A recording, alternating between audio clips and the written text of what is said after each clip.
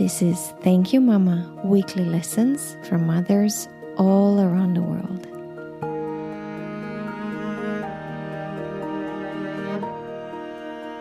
Hello and welcome to the new episode of Thank You Mama. I'm very, very excited to introduce my guest today, Ines Abejon. Hi, Ines. Hi, how you doing? Fine, thank you. Ines is originally from Spain, from Madrid. This is where she studied economics and where she met her now husband at the university when he was visiting from Austria, and then moved to Vienna, Austria, where she lived for the next 11 years. Ines worked in international marketing. And approximately 11 years ago, Ines, when you decided... Yes, 11 years, huh? When you decided to follow your dreams, you quit your job and went to London to get educated as a personal shopper and a stylist, and started your company called Wow Image. Mm-hmm. You were very successful with that in Vienna. I remember that, and I remember all the press clippings and all your... It was quite new. It was quite new at the time, and Austria is a very small country. So, I was often called the Spanish image consultant that is going to show us how to dress well like a Spaniard, which was quite funny, at the time, Funny and successful. And then your husband got a job at Coca-Cola and he became an expat. And since then, you guys have been moving every 4 years around the world. Yeah. And you had amazing experiences in Argentina and then Philippines for 4 years. And now we are talking from South Africa. From Johannesburg. Yeah. Hello to Johannesburg. Yes, it's not only been 3 or 4 different countries, it's been 4 different continents. So it's kind of dizzy. I'm kind of dizzy. I know, I can imagine. Ines, let's introduce Mama. Yeah. Mama Maria del Pilar. Yes. Or Pili. You told me we are calling Mama Pili. Yeah. Everybody calls her Pili, yeah. Okay, so Mama Pili was born in Spain, and she was born during Franco's dictatorship. And what I think a few people don't know is that Spain was actually not involved in the Second World War. No. And Franco took over and started his dictatorship in 1936. Yeah, that's why. Yeah, well, there was a national war that was right before the Second World War. Actually, the Spanish War ended only a few months before the beginning of the Second World War, and of course, Spain was not in any situation to start a war. Yeah, of course, Franco at that time was with Hitler. Yeah? They were even friends, you could say, but Franco didn't took part in the war. Didn't want to take part in the war, so that's why we were a little bit isolated during that time also. And Franco's dictatorship lasted all the way to 1975, when actually the king Juan Carlos I introduced democracy. That's correct. Yeah, it was kind of like a different experience as in other dictatorships in the world, because, funnily enough, Franco named Carlos I as his successor. This is I think it's a very funny thing, but it is. He was such an arrogant person. He didn't want any other person to be a dictator after him. So, and it was a long dictatorship. So he kind of like said, okay, you can take it over and start a democracy. It was, I mean, I'm saying it in a funny way, but it was weird. I think it's a very special transition that happened in Spain that was very different to other countries with dictatorships. So Mama Pili grew up in this dictatorship. Yes. What does that mean, Ines, to grow up in a dictatorship? Well, that's not a funny thing, especially if you are not from your beliefs and your ideology is not the same as the ones in the power, which was the case of my family.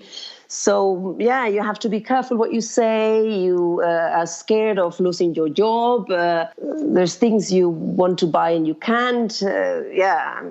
It's You not. can travel. You can travel freely. I mean, it was better towards the end, but it was kind of hard. And she had two kids during the dictatorship. Actually, I was born just a few months before Franco died. So she got all her kids during that dictatorship, and that is for sure not a nice thing. You're kind of thinking what future awaits your kids. So, yeah, that must be tough. So Mama Pili became quite a tough lady. Yes, she did. No, she was the first in her family to get a university degree. She became a lawyer, which again during that time, and a woman was, I mean, it was something special. Yeah, so she is a person with a strong personality, and she became a very tough mother and a very tough professional too. Yeah? Which leads us to the first and the main lesson you told me you've learned from your mom, which is independence, of course. That was always very, very important to her. She taught me how I should study and how I should be able to earn my own money, to work, to stand for myself, also to think in the future. Which I'm always also, now that we're talking also, you're talking from the United States. I always think Europeans were different in these things. Yeah, we always think in the pension plan, and we do. My mother was also always very, very serious about these things. Yeah, you have to think in your future. Maybe you fall in love and you think that's going to last forever, but you never know. And it's important that you can earn your own money and stand for yourself. Mm-hmm. And that was always something that she said quite openly and like that. And she was not trying to teach me things with stories or something. No, she was straightforward and was always saying it as it is. Yeah. And Ines, she also showed it to you, because you told me when she got her first big job with Telefonica, she left Madrid they sent her actually to Barcelona for a year. So she left her husband and 3 children behind in Madrid, which is quite amazing now that you're a mother, and to think about it. To think about it is like, wow, how did she do that? And especially that time, I think I was like around 8 when that happened. So that means it was 1982 or 83, yeah. And that was not very common, and also not well seen, I guess. I mean, now that I'm thinking about it, I'm sure people talked about it. So also, I mean, in her advantage, we must say that Barcelona is not that far away. It's 45-minute flight. So what we did, she would come like every second weekend, I think, or something like that. And then once in a while, we flew there. Yeah, we had the luck that my father was working for Iberia at that time, so we had a very cheap flight tickets. So that helped too.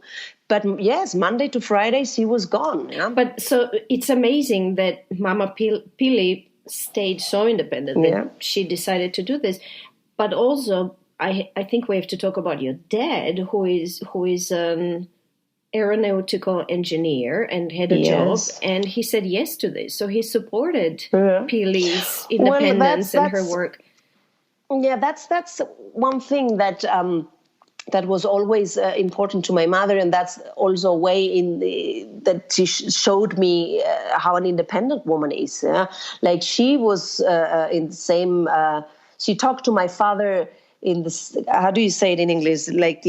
They were equals, They were equals. And my mother had this professional opportunity and she took it. And my father, well, I guess they talked about it. I was not present. But yes, they decided, I guess, that she should pursue it. Yeah? And he would support her. And that is also that is the learning that I have also, is that you can be in a relationship and still be independent. Important is that you're treated as an equal. Yeah, that is also like being independent, like being a strong woman that can make decisions. That is not in war with being married. That's very interesting for me because my mom was also very, very independent, but then she got divorced when I was 9. And from then on, she basically lived by herself.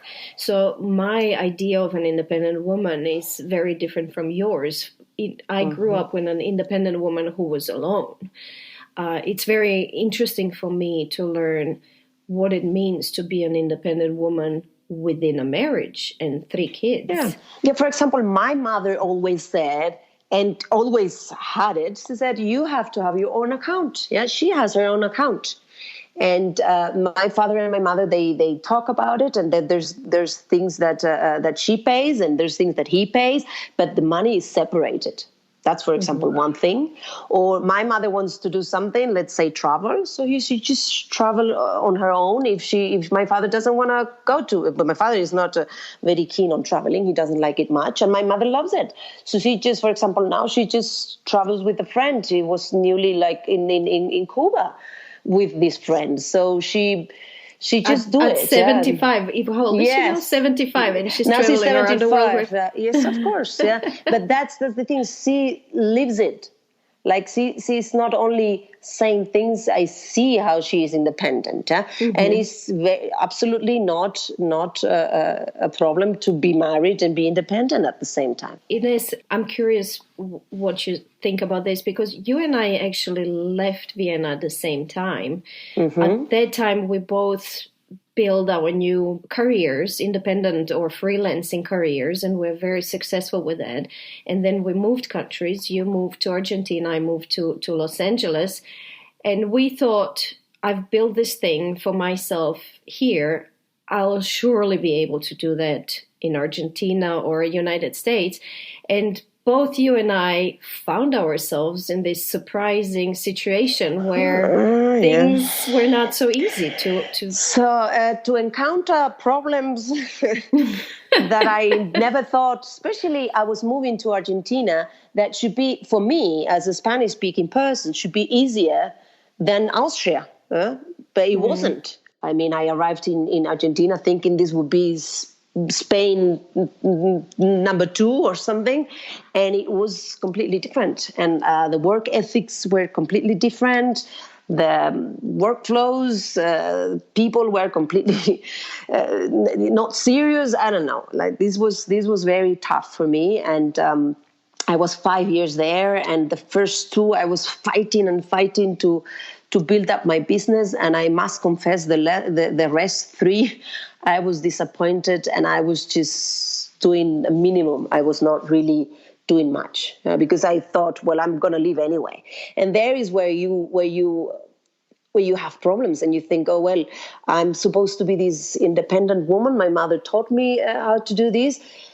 But this is not so easy. It's not so easy. But then life happens. Exactly. It's not so easy because I'm not home. I don't have my social circles. I don't have my friends, my family. I don't know these people. I don't know how they work.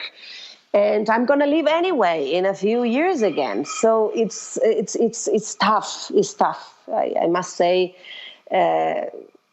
it's not easy. It's not easy. I know we both learned how to start from zero again, and I think for me it was a very big lesson. It's not so easy moving countries when you're a freelancer. Ines, we have an interesting. It very nicely connects to everything we talked about now. The second lesson you mentioned as an important lesson you learned from Mama Pili, and I think you already mentioned it when you talked about her marriage. They're celebrating, 50 years now? 50 years, yeah. That's the golden anniversary this year, my parents. Yeah, and 50 years. So her secret for this is? Yeah, well, you have to find a partner who's on the same level, that you are, like intellectually, culturally, even study-wise, you have to if you are with somebody that's a lot above you or below you, which happens also, then the fights are programmed. Like you're not gonna. And also, it's like if you have a person like my father that's well educated and have seen my mother grow from very young, then you will have him accept you and support you. Whereas if he's not on the same level, maybe he will not understand it. Yeah? You found that in your husband. Do you think you consciously followed this? Was this ever, did she tell you this as an advice? Not directly as she did with the independence, but I think so. Yeah, like it was more like things like, well, maybe he's not the right one, things like that. Yeah. Like little comments. Yeah. And, funnily enough, I find myself in a marriage with a man that is in the same level as I am in so many aspects. And for example, that didn't happen with my sister. She's been having, I don't want to talk a lot about my sister, but she's had several relationships. And I do remember my mother saying a few times that they didn't work out exactly because this was not the case with her partners. Yeah? So, I mean, we never know what happens in a relationship, but this might be true. I don't know. For me, that was very important. Yeah. And it worked out because you guys are standing strong. How many years? 20? 23 now, yeah. Oh, wow. 23 years in 5 countries. Yes. Yes. Congratulations. And one baby. And one baby, yes. Only one, and it's enough. This makes things also sometimes a little bit more complicated even. So, yeah. Ines, I love it how you decided one and you're standing to it. People laugh when I say it, but I really say it quite seriously, that there's nothing I've been more sure about in my life is that I don't want a second child. That's I know it for like 150% sure.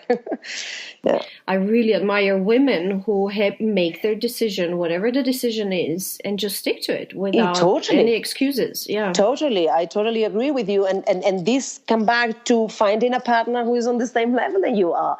Because imagine you are with somebody that has completely different values, a completely different background, and they might not understand your decision about this. Yeah? And that helps. That helps if you are in the same. I mean, we're from 2 different cultures, my husband and I, and still it's like a common level of understanding the world. Yeah? And he maybe, I think he would have had a second one, and they said no, and that's it. Yeah, he must accept it. Yeah, so let's go back to Mama Pili. We have a fun lesson here, which I understood as always look the part. Yeah, my mother was always a very elegant person. She always looked perfect. She looked very professional when she went to the office, and she looked perfectly styled when she went for dinner. Then she always had the most beautiful swimsuits when we were on holidays. So everything was perfectly in perfect condition. Also, she can make the alterations in her own stuff. She would never take things to the alteration. Now that she's 75, she's starting, because she says she doesn't see well, but still most of the things she does herself. She needs to put the pants a little higher or lower, whatever. She does it all by herself. And she was always very elegant. Clothes, and not only clothes, the makeup, the hair, everything was always perfect. Yeah? But natural. Let's say natural. She doesn't overdo it or something. Yeah. So I is a natural beauty. Yeah. And it was always important for her, and I got that from her. I mean, I'm not trying to say that I'm always perfectly styled. It's not something that you should say about yourself.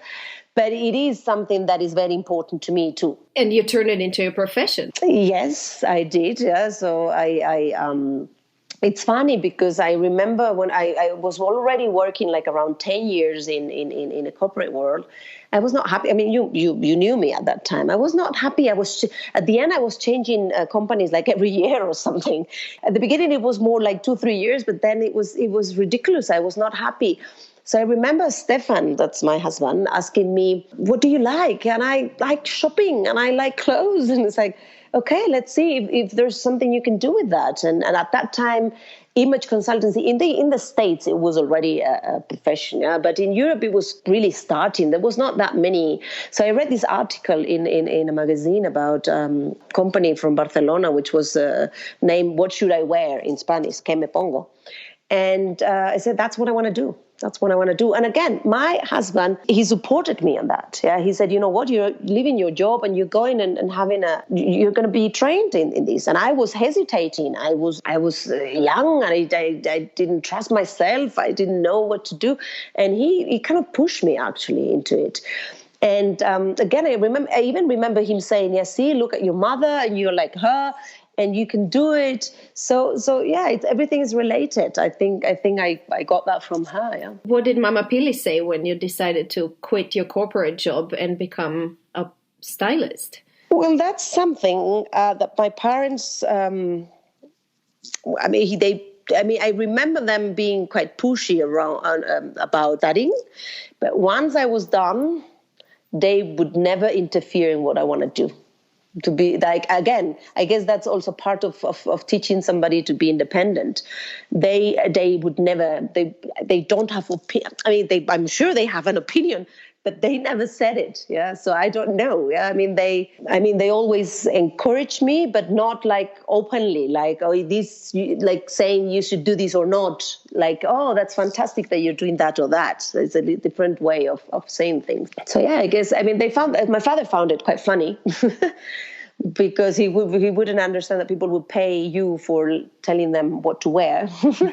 But my mother said, yes, this is something that is totally in now, and you should do it. Yeah? And then there's also an advice or a practical trick apropos clothing from Mama Pili that we wanted to share. Yeah, well, Mama Pili, as I said before, she always took care of her own clothes, yeah, and always she wants everything to be in perfect condition. So she has several tricks. There, one which is quite funny is that when a thread in your pullover is pulled, you can repair it with a toothpick, which is something that I've only seen my mother do, and I always do it. I mean, I apply it also for throws, if it happens with a throw or something. It's quite funny. And then also she was always very stubborn, like with stains. Yeah, when she would see a stain, she would never leave it till it's gone. And she has a trick to take oil stains out of the clothes, which is you have to lay flat the piece of clothing and then make the stain wet, and then put some talc powder on top of it. And let it dry at least overnight, like 12 hours or even a little more. And then when you dust the talc over, the stain is gone. Because with when the liquid, the water dries out, it goes into the talc and the stain goes away with it. Oh wow! We have to try this Mama Pili's oil stain removal technique. I do that all the time, and it really works. Huh? It really works. Yeah, and like that, I mean, that's the ones I remember now. But there's lots of little things that I've learned from her, practical things, because she is at home. Everything worked quite well, and everything looked quite good, and it was always because of her. Ines, we learned some awesome things from Mama Pili. So we learn to keep our independence financially and in every other way, also within a marriage, to choose a partner who is on quite equal levels as we are, if we want a long-standing relationships, to always look the part, which obviously helped Mama Pili with her career, how to remove oil stains. But I'm curious about if you would want to talk to me about this. Is there something Mama Pili was not able to teach you? Is there something you had to teach to teach yourself or to learn by yourself? Yeah, actually, yeah. My mother is an independent woman, and there's another side of being independent. At least that was for her. Maybe not all women are like that, but she was very tough. Yeah, she was not really sensitive or empathetic. Or like if I had a problem, or I was crying, or I was in love, and the guy didn't even look at me, things like that. My mother was like, she would not be able to, I don't know, to soothe me or something. She would just say things like that would actually hurt more. Yeah, like, oh, there's a lot of fish in the tank, like, things like that you're not supposed to say when somebody's suffering. Yeah, and she would not really hug me or praise me, and it's still like that. Like she I don't know. It's not in her ways. She just doesn't do it. So I missed that. I thought that was something that was missing. I felt it when I was younger, and I see it clearly now that I'm a mother, and I chose to be exactly the opposite. Yeah, I tell my son how fantastic he is when, like, almost every day I hug him and I kiss him, and I told him that he's the best. Which doesn't mean that I get tough when it's needed, yeah. But I do want him to feel loved all the time. So I almost had the feeling that I'm supposed to be tough too, and it's not okay to be sensitive or to have or to show your feelings or something like that, yeah. And I'm actually feel, even now that I'm 44. I feel uncomfortable showing my feelings in front of my parents. In front of what? In front of my parents, in front of my mother especially. Yeah? I don't know. I think because I didn't learn it there, which is completely different in my marriage and completely different with my son. Yeah, I do on purpose, like completely opposite. So you learned to combine intelligence. Yes, intelligence, but but independence with a loving personality and with emotional closeness to your partner and your child. Well, I'm not sure how well am I doing with the independence part. I'm trying very hard, but yes, the loving part, I'm putting a lot of effort in it. Yes, I'm putting an effort in both things, and I hope it's working. Yeah, I'm sure it is. Ines, you're fantastic. Thank you very, very much for talking to me today. I think this was a very interesting conversation, and we really learned a lot from Mama Pili. Thank you for sharing your mama with us. You're very welcome. This is a very interesting project of yours, and I'm very happy to be part of it. Thank you, Ines. If you have a mama you'd like to share, you could get in touch with me at info@thankyouMama.net. You can also find me on Instagram, Facebook, and Twitter under Anna Teider. That's TAJDER. This was Thank You Mama. Come back next week, subscribe, and tell your friends.